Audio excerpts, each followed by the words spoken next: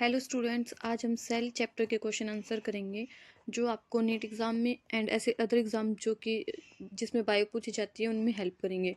तो हम स्टार्ट करते हैं वीडियो। हमारा फर्स्ट क्वेश्चन है, किसी कोशिका अंग की परासंरचना को निर्धारित किए जाने के लिए प्रयुक्त की जाने वाली सर्वाधिक संभावित विधि कौन सी है। तो इसका फर्स्ट ऑप्शन है auto radiography, second is micro dissection, third is electron microscopy and D आ जाएगा फैन कंस्ट्रास्ट माइक्रोस्कोपी। तो इसका आंसर जाएगा सी, इलेक्ट्रॉन माइक्रोस्कोपी। क्योंकि हमें पता है कि हमारी जो एनसीईआरटी है उसमें भी सिर्फ एक ही, हम अगर देखा जाए तो एक ही चीज़ का हुआ है इस्तेमाल, वो इलेक्ट्रॉन माइक्रोस्कोपी। तो इसका आंसर क्या जाएगा, electron microscopy. Now next question is,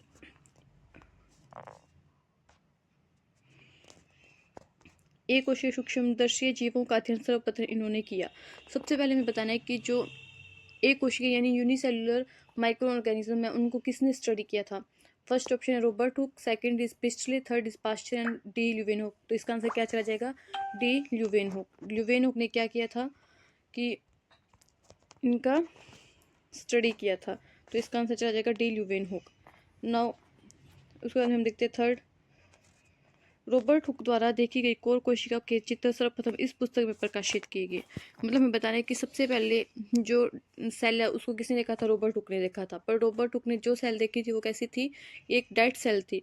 तो और उसने किस में देखा था, कोर्क सेल में देखा था। मतलब जो कोर्क होती है पेड़ की छाल, उसमें उन्होंने स्टडी किया था। तो मैं बताने कि उन्होंने उसको किस बुक में लिखा था। तो उसका आंसर आ जाएगा डी माइक्रोग्राफिया। कौन सी बुक में लिखा था रॉबर्ट हुक ने, तो इसका आंसर आ जाएगा डी माइक्रोग्राफिया बुक में उन्होंने लिखा था। नाउ हमारा नेक्स्ट क्वेश्चन है, किसी प्रोकैरियोटिक कोशिका के आनुवंशिक पदार्थ के बारे में क्या सही है। कि हमें बताना है कि जो प्रोकैरियोटिक सेल होती है उसमें जो जेनेटिक मटेरियल मिलता है वो कैसा मिलता है। फर्स्ट, स्टोन का अभाव, सेकंड, नाभिक के झिल्ली द्वारा आवृत नहीं, सी एकल वर्ताकार डीएनए अणु से बने, और डी उपरोक्त सभी। तो इसका आंसर क्या हो जाएगा कि जो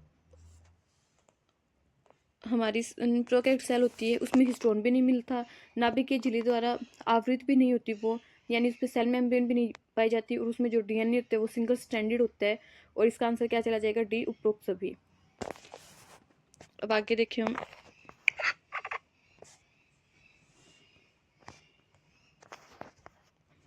ग्राम विरंजन तकनीक के अनुसार निम्न चरणों को सही क्रम में व्यवस्थित करो। मतलब हमें पता है कि ग्राम, हमारे एनसीईआरटी में दिया हुआ है कि ग्राम नामक साइंटिस्ट ने क्या किया था कि जो बैक्टीरिया उनको स्टेन किया था, उसके बेस पे उन्होंने gram positive and gram negative bacteria बताए थे। तो उन्होंने बताना है कि उन्होंने कौन से, मतलब वो स्टेप क्या थे उन्होंने जो उनको स्टेन किया था। तो इसमें फर्स्ट क्या आ जाएगा, उन्होंने सबसे पहले क्या किया था, वॉयलेट, क्रिस्टल वॉयलेट हम बोल सकते हैं। क्या होता है, एक दुर्बल क्षारीय विलयन के साथ उन्होंने क्या किया, विरंजन किया। तो सबसे पहले तो क्या आ जाएगा, फोर्थ। सबसे पहले तो जो ऑप्शन आएगा वो आएगा फोर्थ। देन उसके बाद में अगर हम देखें तो फोर्थ हमारे ए में भी आ रहा है और डी में भी आ रहा है। फिर उसके बाद में क्या जाएगा, उन्होंने किया था आयोडीन के साथ में उसको ट्रीट किया था। तो आयोडीन के साथ ट्रीट किया था, तो इसमें हमारा ऑप्शन नंबर फर्स्ट ही जाएगा, क्योंकि इसके बाद में फोर्थ के बाद में सेकंड दिया हुआ है डी वाले ऑप्शन में, तो ये तो हमारा ऑप्शन रहेगा नहीं। फिर उसके बाद में क्या जाएगा, जल से धोना, एंड लास्ट में क्या जाएगा, लास्ट में आ जाएगा एल्कोहल या एसीटोन के साथ उपचार। नाउ नेक्स्ट क्वेश्चन देखते हैं हम,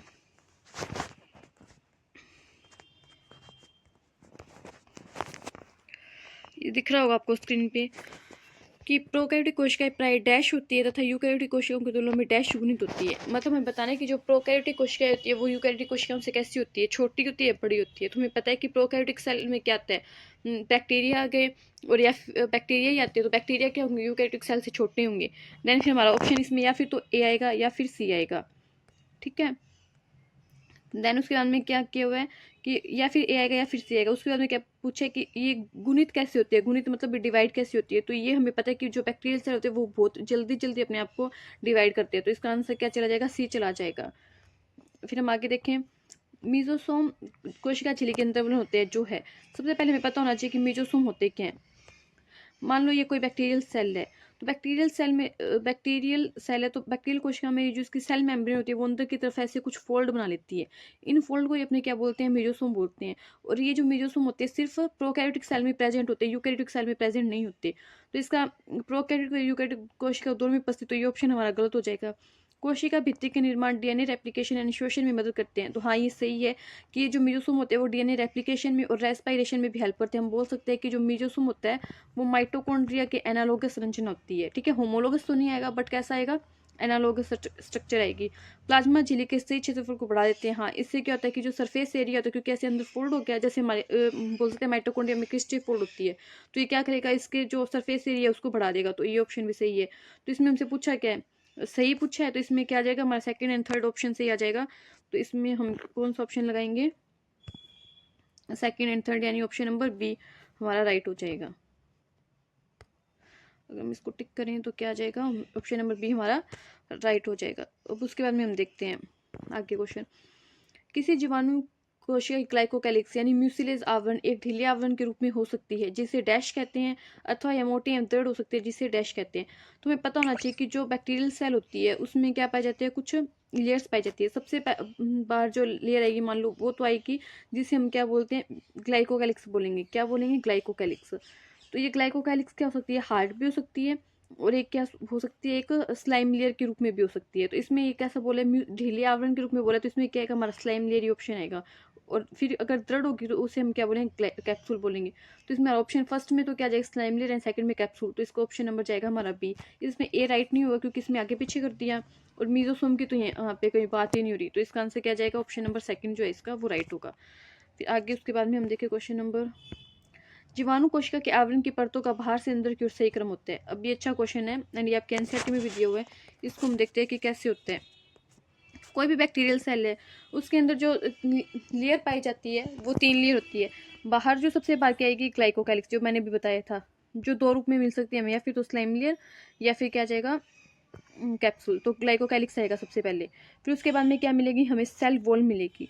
क्या मिलेगी, सेल वॉल। और सेल वॉल के बाद में हमें क्या मिलेगी, सेल मेम्ब्रेन। तो हमें यही ऑर्डर देखना है कि सबसे पहले क्या हो, सेल ग्लाइकोकैलिक्स। तो इन 2 ऑप्शन में, तो ये तो हमारे ऑप्शन होंगे नहीं। तो ग्लाइकोकैलिक्स के बाद में क्या आएगा, सेल वॉल। तो ऑप्शन नंबर सी हमारा क्या हो जाएगा, राइट हो जाएगा। अब उसके बाद में देखिए हम, डैश दोहरे सूत्र वाले वर्ताकार एवं नगण्य डीएनए के स्व प्रतिकृतिकरण करने वाले बाह्य गुणसूत्रीय खंड होते हैं जो जीवाणु कोशिका में उपस्थित होते हैं। सबसे पहले देखो यहाँ पे बात कौन से सेल की चल रही है, बैक्टीरियल सेल की चल रही है, जीवाणु कोशिका की बात चल रही है। तो जीवाणु कोशिका में वो क्या कर रहे हैं, एक तो वो क्या कर रहे हैं, वर्ताकार डीएनए के स्व प्रतिकृतिकरण वाले बाहरी गुणसूत्रीय डीएनए खंड होते हैं। तो इसका आंसर जाएगा प्लाज्मिड। प्लाज्मिड देखो कैसे होता है, मान लो एक बैक्टीरियल सेल है, बैक्टीरियल सेल में एक तो इसका जेनेटिक मटेरियल होगा जो सर्कुलर होगा, जिसे हम क्या बोलते हैं ये, और ना ये सेल न्यूक्लियर मेम्ब्रेन से बाउंड होगा। उसके साथ में हमें कुछ स्ट्रक्चर देखने को मिलती है, ऐसे सर्कुलर डीएनए होता है, उन्हें हम क्या बोलेंगे, प्लाज्मिड बोलेंगे, जो आगे हमारे बायोटेक्नोलॉजी में भी हमें बहुत हेल्प करेगी। तो इसका आंसर क्या जाएगा, प्लाज्मिड जाएगा। नेक्स्ट क्वेश्चन, प्रोकैरियोट में माइटोकॉन्ड्रिया अनुपस्थित होते हैं। तो ये बात सही है क्योंकि माइटोकॉन्ड्रिया जो है वो प्रोकैरियोट सेल में प्रेजेंट नहीं होती, यूकैरियोट में होते हैं। तो ये ऑप्शन राइट हो जाएगा। प्रोकैरियोट में मीजोसोम उपस्थित होते हैं जो श्वसन में सहायक होते हैं। और ये भी सही है कि हमने भी देखा था पहले से क्वेश्चन में कि जो मीजोसोम होते हैं, मैंने बताया भी था आपको कि माइटोकॉन्ड्रिया की एनालॉगस स्ट्रक्चर होती है। जैसे माइटोकॉन्ड्रिया यूकैरियोट में रेस्पायरेशन में हेल्प करता है, वैसे ही जो मीजोसोम होता है वो एक प्रोकैरियोटिक सेल में रेस्पायरेशन में हेल्प करता है।